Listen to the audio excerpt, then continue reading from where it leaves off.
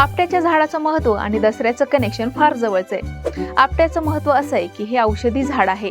3 ते 5 मीटर उंच, याची पानं हृदयाच्या आकारासारखी आहेत। साल त्वचा रोगावर, जखमांवर, पानं मधुमेह, पोटदुखीवर, फुलबिया आजारांवर उपयुक्त आहेत। दसऱ्याला याची पानं सोनपत्री म्हणून देवीला अर्पण करतात। हे शुभ विजयाचं प्रतीक आहे, म्हणून सोनं म्हणून देतात।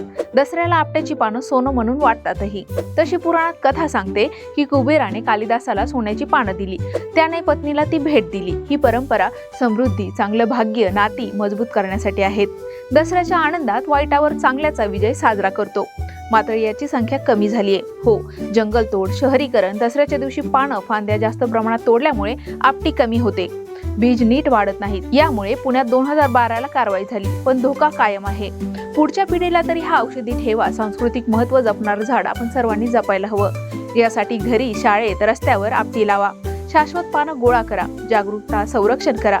असं केलं तर आपटी आणि परंपरा दोन्ही टिकेल।